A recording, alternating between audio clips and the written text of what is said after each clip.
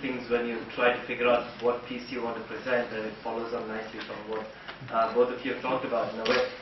Because you're absolutely right, there's a question at stake as well when we keep thinking about what is the empirical basis on which we make claims about the media industries. At this point, there is so much data that they themselves generate about themselves. In other words, there's a self-reflexivity to their practice that provides reams and reams of text for us to analyze that I think media scholars should, in some sense, return to our bread and butter of close readings of some of this data that the media industries are just offering up to us.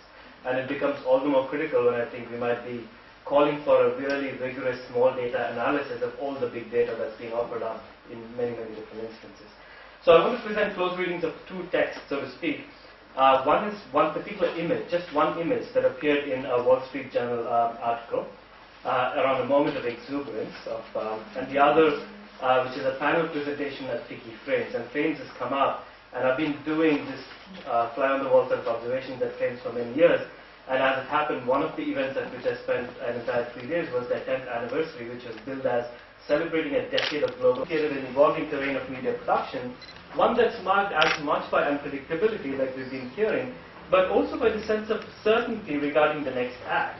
And in the end, what emerges from a close reading of these texts, but also a close analysis of ownership structures and so on, shows that what we have after about a decade or so of corporatization is essentially a very hybrid terrain of media production that's characterized on the one hand by a range of family businesses that have reformulated their industrial identities to meet the demands of new cycles of capital, while at the same time these new corporate entities recognizing and pushing against the limits of the logics of global capital that they're so used to and that they're so used to performing in various meetings and various... Draw attention to the fact that industrial identity, we often tend to think of identity as something in the realm of culture, in the realm of personal collective identity, but we can see that the media's approach to corporate identity, and the film text that I want to sort of remind everybody here of is the quite interesting Luck by Chance.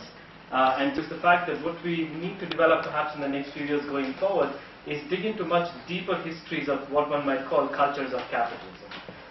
In a strange way, all this sort of work that came out of doing work in FICCI and around various companies in the film and television sectors in Bombay over the last 5 or 6 years is to make sense of the very enduring logics of kinship that have stayed in place that almost harken back to notions of mercantilism that were in operation in the colonial era. And the parallels and the links are actually quite striking. Again, think of Romy Rowley sitting down when the corporates have pulled out funding of his latest venture, and who does he sit down with for a meeting? A shipping merchant. And who wants to be, in quotes, Benami, right, anonymous. And the shipping merchant wants to fund his next venture, and luck by chance they find the next new actor and so on. Right? That's the kind of performance that I want to link to deep histories and cultures of capitalism. So, this is the assemblage, if one might call it very closely. Now, this image accompanied a quite extensive article in the Wall Street Journal focused on Bollywood's changing relations with India, and on one particular deal between Reliance Entertainment and the Hollywood company DreamWorks SKG.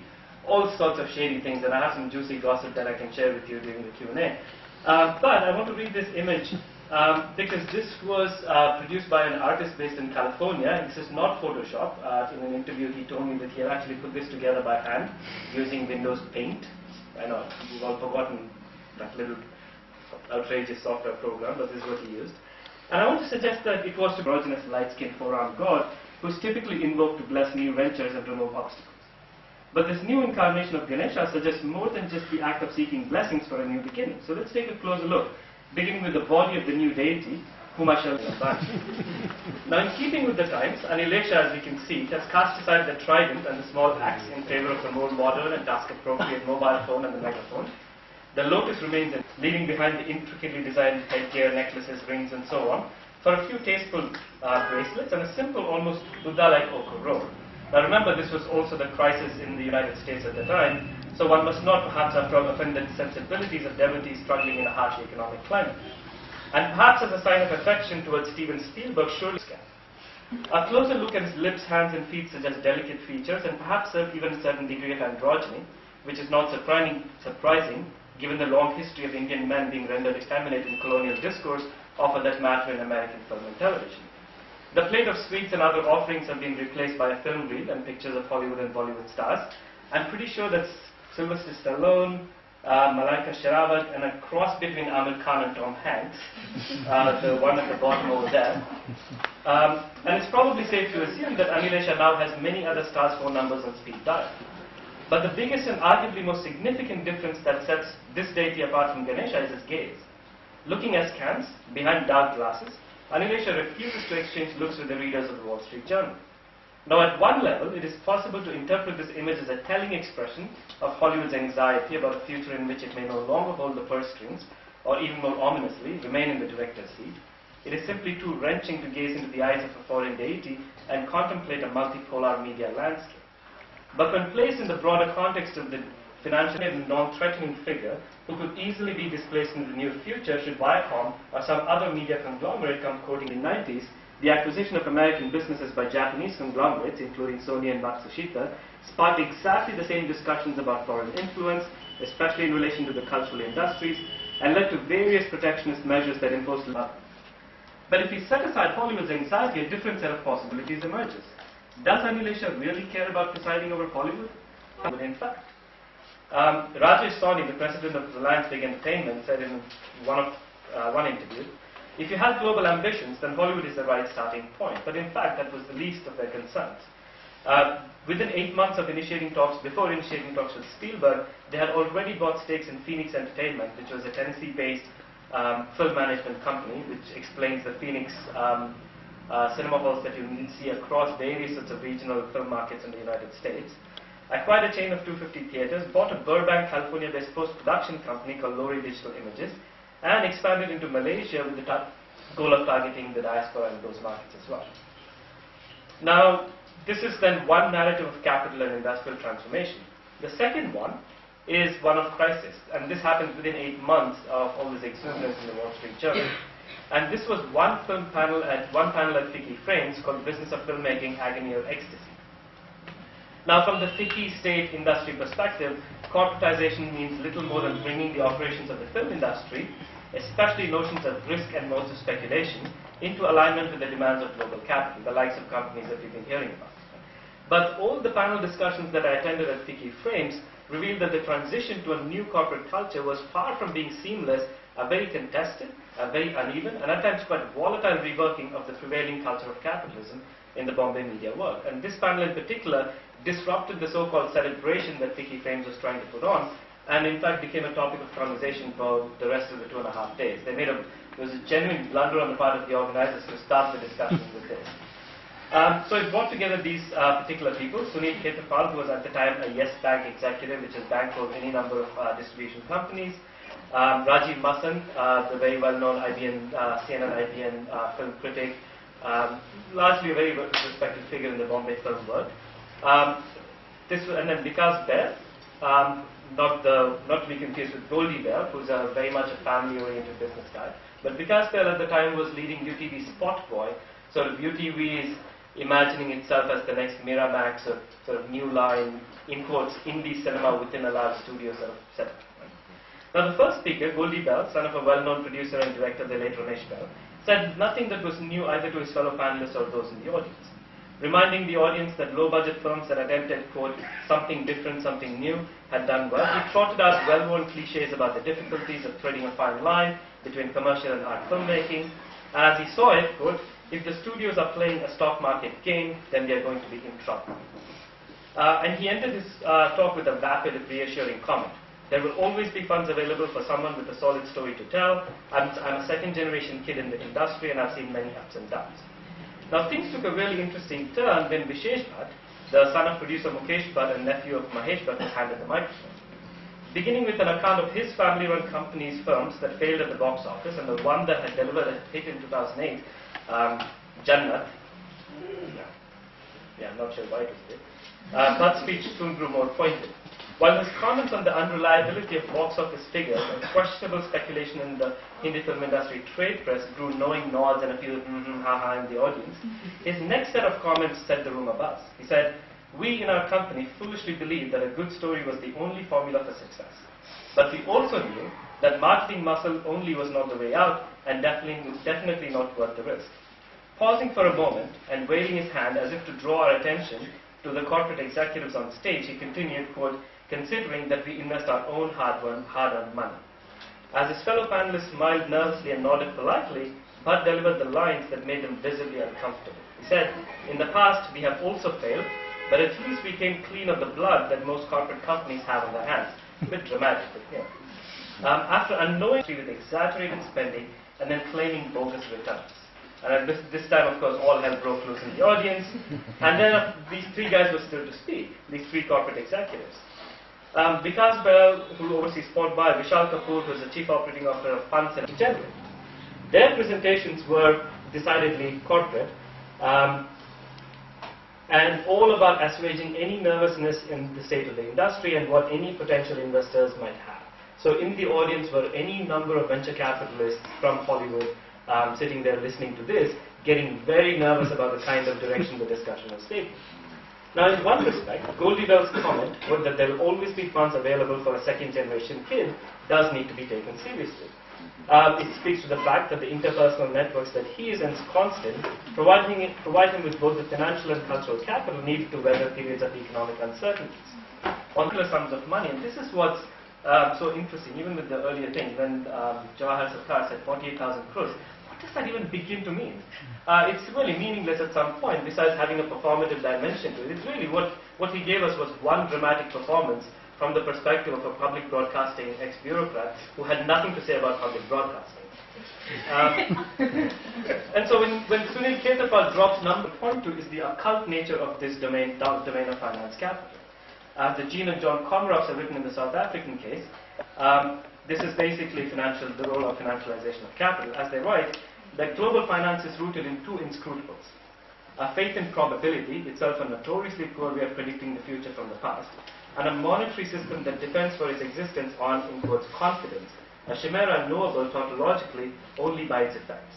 And if anything, this realm of speculation involving global financial institutions, transnational conglomerates, and the venture capitalists is just as magical, unreal, and unpredictable as the world of black money that we've been talking about. So again, think about Luck by Chance, where there's one particular cut where Romy Rowley goes from being in the corporate executive's office, talking about this kind of speculation, and the very next scene cuts to him being in an astrologer's home, putting on various gemstones to deal with another kind of risk and uncertainty. In other words, there are logics of risks that are inherent to capitalism that are just as occult as other kinds of logics that shape business cultures within, say, at least the Bombay film world, and equally in television. You know, the stories that one hears about Balaji telefilms and the occult are just astonishing.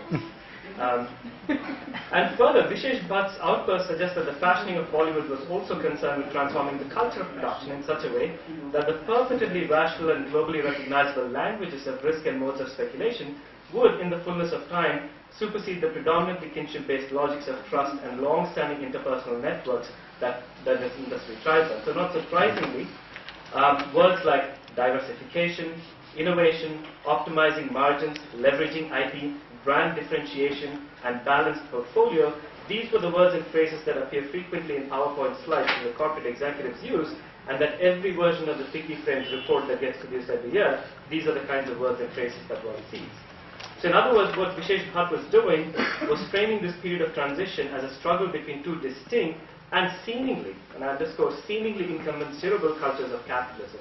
And if you read the trade press at the time, virtually every story has this sort of dichotomy set up between the safari suit wearing Hindi film producer, your Romy Rowley figure basically, and the suave corporate executive, in which you have stories like Ronnie Screwvala being compared to Jack Warner from Warner Brothers.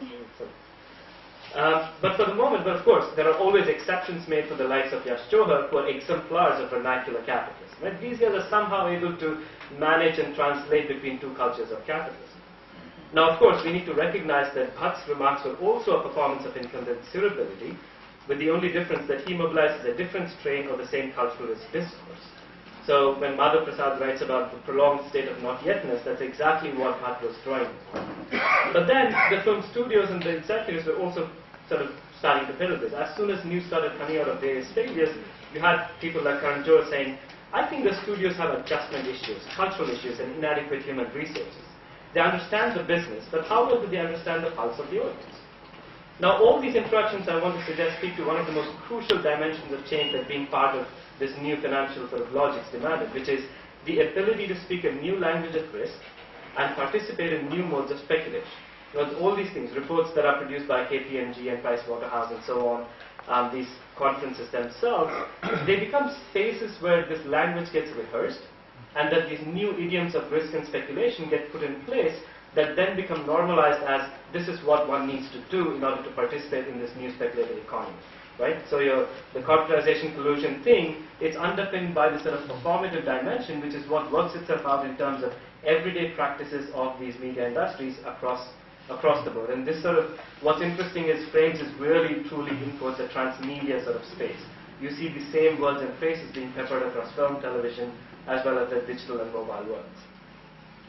So to conclude, then, over a span of about 3 days, it became clear that the refashioning of the Bombay film industry as Bollywood hinged on a set of unequal and deeply ambivalent interactions across 3 fields. And I would say that these are the 3. The Indian state and its very tentative embrace of the cultural industries, that's 1. Hollywood hegemony, particularly as it defines what constitutes the global for institutions like FICCI. And finally, a range of family businesses, small-scale production companies, the likes of your Ram Gopal Varma's factory sort of thing, and large media corporations, all of them struggling with changing conditions and emerging structures of production and distribution in particular. So in other words, it's simply too reductive to say that the model of capitalist media production that emerges is simply another manifestation of what we might call, in quotes, an Indian history of capital. Right? So here I'm thinking about the work by scholars like Ritu Birla on Marwari capitalism, Khajri Jain on Gods in the Bazaar, that sort of work on functions of capitalism. And because the affirmation of a somehow authentic Indian capitalist in the body of, say, a Yash Johar, Karan Johar, is equally problematic because all it does is it validates culture on the grounds of some sort of new economic rationality that we have now put in place. And that's also what I found so deeply troubling about Sarkar's comments earlier, this sort of return to a valuation of culture as somehow the grounds on which to fight for notions about identity and globalization, which is sort of really old news and a new manifestation for a sort of a cultural nativism of sorts that's being again renewed. But a closer look, if you look at a range of family firms as well as the mid-level firms and the big ones, show that the production relations defined by mercantile capital and kinship networks are not static at all. All you have to do read is, say, Amitav Ghosh's Sea of Poppies to recognize how tightly those two things are, of mercantile networks, kinship and global capital at a different moment.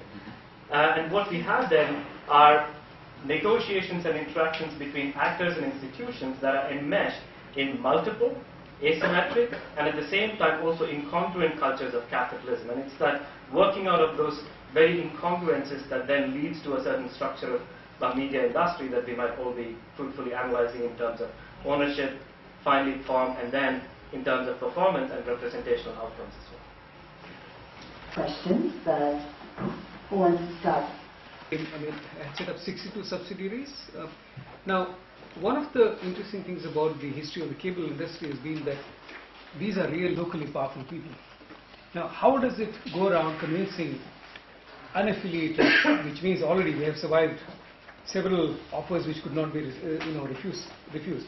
So is there a particular way in which the joining up and signing up became attractive or more attractive than it was in the earlier attempts that were made by both we're talking about the legality and desirability of various capital flows, and I was just wondering what sort of losers and gainers are we talking about here? Like it's desirable from whose point of view and undesirable from whose point of view. And my second question is sort of, also to Aswin, is what are the sort of patterns that we see in content because of either the capital flows or this corporatization, as audience members, how does this impact us?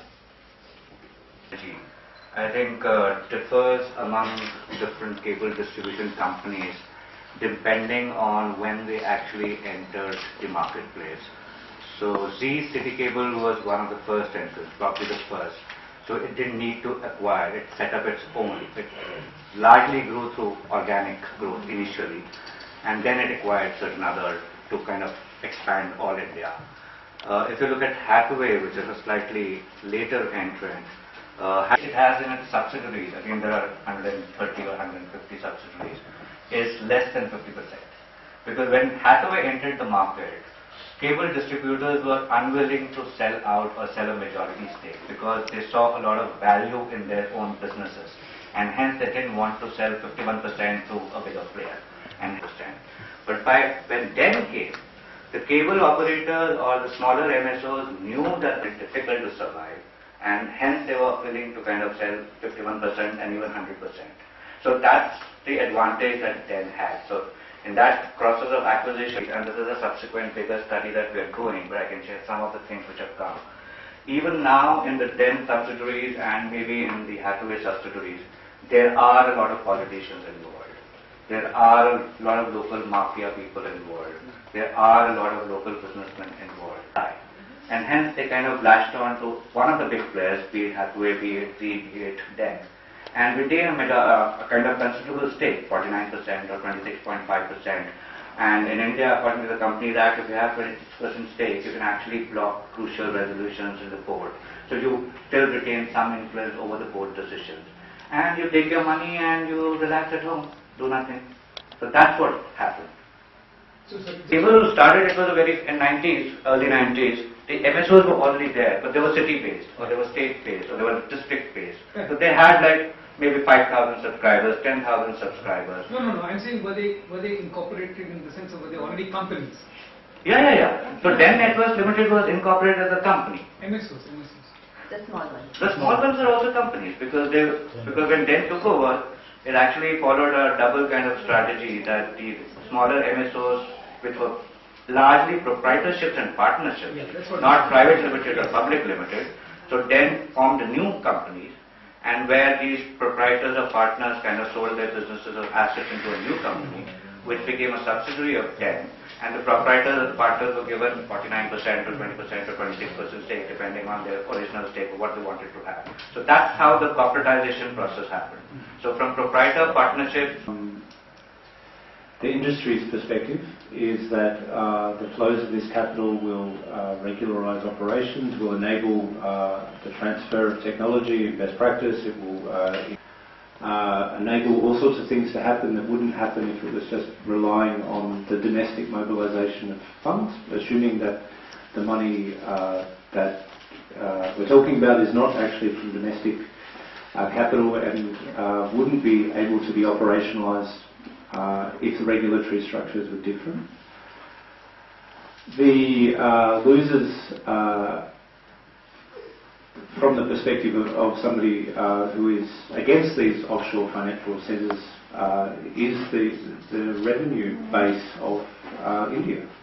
About the fact that this process will mean that the figures I think that I showed you there, Action has estimated that not for the media economy, but for these flows in a more general sense, we're talking about $600 million US a year that doesn't go into the exchequer, as it were, but rather goes elsewhere.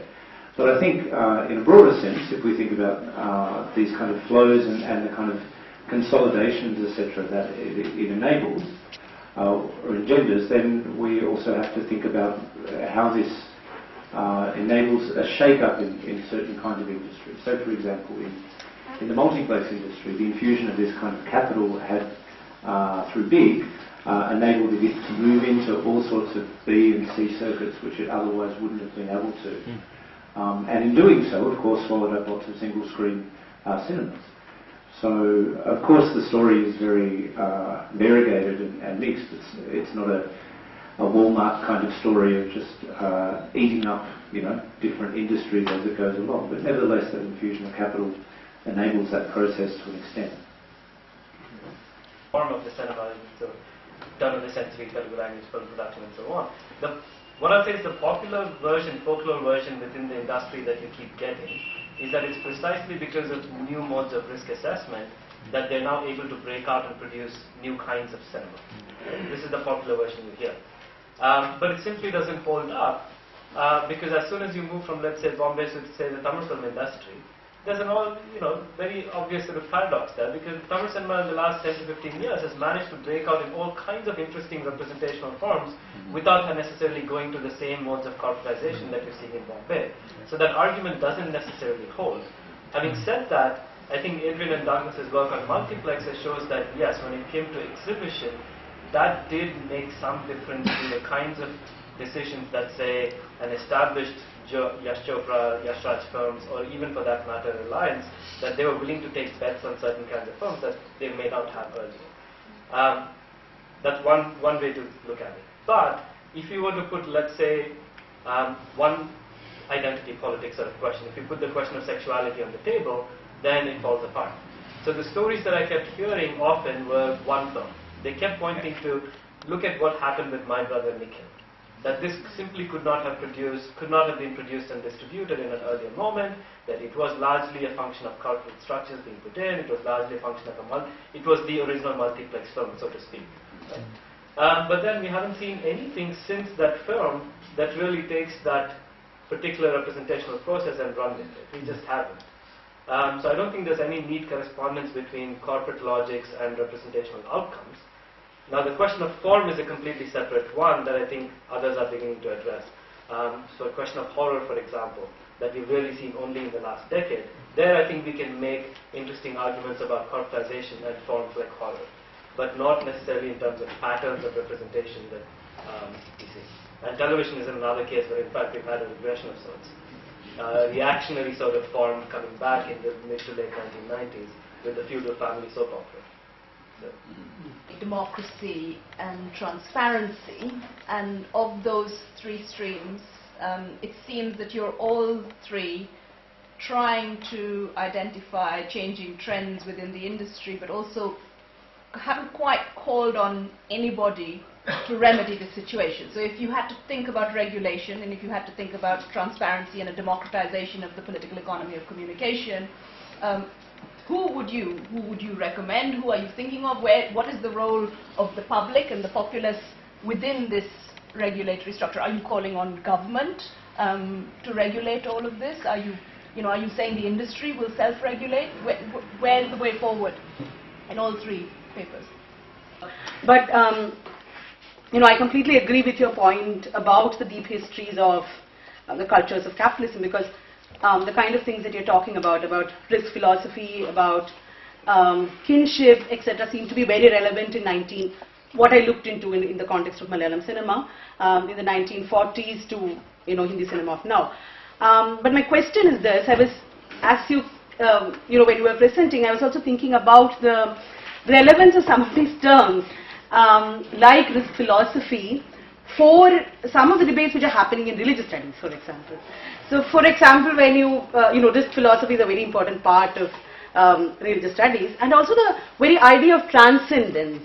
For example, Talal Asad has this huge critique of secularism, where he talks about the seeming belief in modern societies in the transcendence of the liberal democratic system, the seeming belief in cycles of capitalism, etc.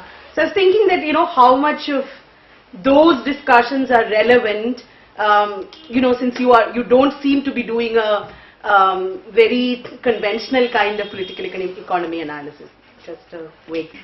Risk, and I just thought if I could possibly push you a bit more on that.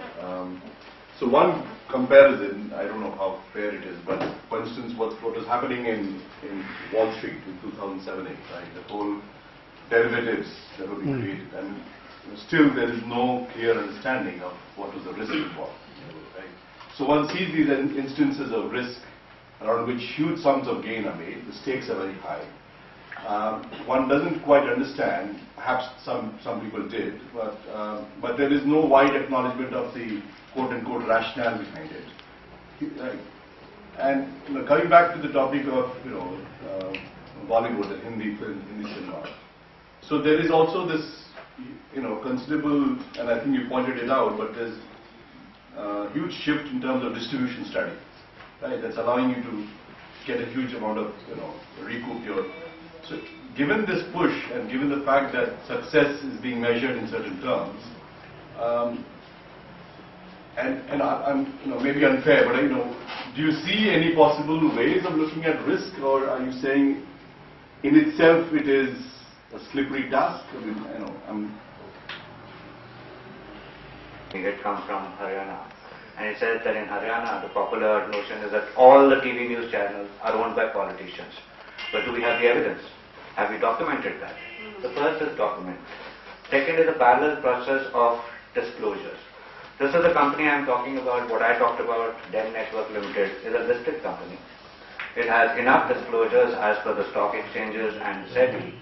But ask them to find out, give you the names of the minority shareholders in their subsidiaries, and there is no information. So the existing disclosures in a listed company, which are mandated, are not enough to disclose enough about the group or the company. So you have to push for adequate disclosures.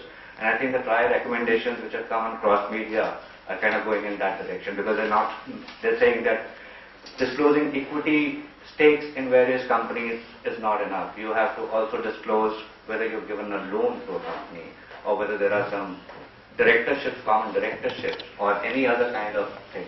The whole takeover of CNBC TV18 Group by Reliance Industry was done through a loan process, converted later into equity and hence holding. So disclosures have to be there, and different kinds of disclosures. And I think that kind of parallel process will lead us to some changes and effective changes over a period of time. It may take a few years or a few months, but I think the first stage is to document the entire issue. Explaining the domestic situation.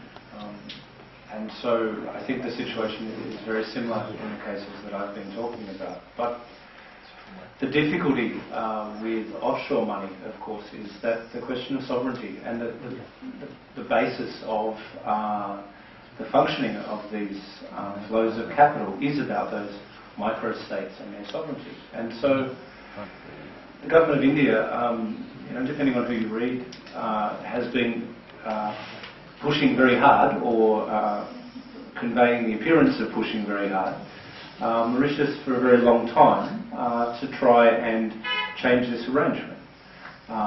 And similarly with the Cayman Islands. But thus far, very little has changed in those jurisdictions, and that's because a significant part of their economy is premised on exactly having these kinds of rules and not having strong levels of disclosure, for example, of subsidiary companies, etc. And so that's a very tricky situation. I don't particularly have any faith in the G20 as an organisation, but what we do see in the last couple of years is with a renewed attempt in various quarters to try and clean up tax havens, that there's been pressure put on countries like India to, within themselves, renew their pressure on these small micro-states to try and clean up these flows. And so the flight of capital to Singapore, for example, amongst this limitations of benefits, I think is an example of where there's many companies who have just said, well, it's too, my identity and image, etc., is going to be unduly tarnished, perhaps, if I'm routing my money through the Cayman Islands and Mauritius, etc. And perhaps we should instead go through Singapore. So I don't think that there's an easy answer to that. And the question about how we clean up black money and round tripping is a whole other enormous black box, which I don't think, I certainly don't have the answer to. Mm-hmm. But the one other thing that, from a pedagogical perspective, that I was thinking about is to simply insist in the many courses that, say, I teach and that everybody in this room around teaches, is to push for this kind of very fine-grained political economy analysis in media courses, because at the end of it, most of the undergraduates that, speaking for myself, I teach, are not photo-academics. They are going to be future industry professionals, and perhaps there's a small role to be played at that level, sort of intervention at that level, maybe planting a small seed of doubt in the heads about the workings of media companies that they will eventually join. I don't know. You're being very skeptical. I am entirely left out of this conversation. We have the government, we have corporate governance, we have ethics on the part of professionals, but we have no sense of the democratic public of the country. And we have no sense of any kind of role that they can play in bringing about democratization within the media structures of their country, whether through elected politicians or through some other form of pressure. So transparency, and I totally take your point, I mentioned it, it is a huge role, it has a huge role to play, and discussion and debate and putting out the information. But as we know, we can hear about horrible scams and then nothing happens. There's a scandal going on. Policies and, implementation at least. And so I think you mentioned elected representatives, he mentioned international bodies, he mentioned WikiLeaks, again, a more public information kind of, space. To get information. Last time there was a really heated debate about the notion of a public good in relation to the media sector. It was with the Prasar Bharati Act. This is early 90s. Was there one after? Has there been one after that? Telecom assessment. The telecom assessment, yeah. So, right? And I think that's just a cop-out on the part of industry professionals, and our role simply is to push back and say, well, okay, give us access to your daily practices so that we can disentangle what exactly it means to say no one knows. In other words, they do know, and the calculated risks they take benefit a certain small coterie of people. But I think we can do the work to carefully unpack that and see what exactly. Instrumentally, as there is a virtue in not knowing, particularly with the film industry, right? That you want to invest in something. It's like luxury consumption. It has depreciation, but you want to still buy your, Gucci bag, and you want to be in Bollywood. You want to have a stake in it. You want to be in that party. So I'm just saying. So there is. The more instrumental political economy analysis, and there is that analysis of invoking desire, which challenges some of the rational assumptions as well. Sorry, Aswin and then Pradeep, and then I think we have to break for lunch. Kinds of expenditure that you incur, right? I mean, on a film, one was called Above the Line and the other was Below the Line. Now, I'm just wondering, two subparts to this. If you're thinking of how the text matters, and if you ask the question, where does the corporate money go?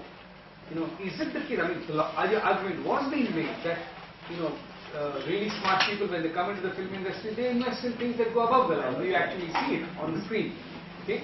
So A, is it going there? And B, whether we can think of not necessarily formal or genre-related sort of textual questions, but as this, as a level of textual analysis that you look at.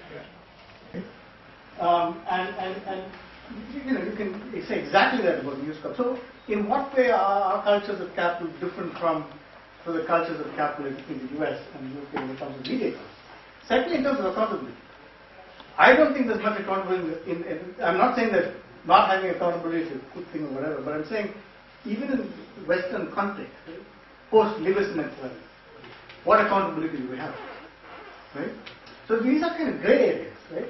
And you can call for accountability in one context and then think, oh, they put there was the Leveson inquiry, so there's some kind of accountability there, but actually there hasn't been any accountability post that. So there are all these kinds of grey areas existing in our understanding of media ownership and how it plays out in a country, developing country like India and the developed world. What you're saying, there is a need for comparative research, there's a need for more documentation and investigation by multiple actors. I like to see a journalist with scholars. I know, Delina, you've had civil society experience. So, it's very nice to see who's investigating, the level of investigation, and then getting that into policy. So how do you get the regulators to listen? So, and then how do you comparative research to have? So I think good suggestions and good questions have come out of this panel, and look forward to seeing you at lunch.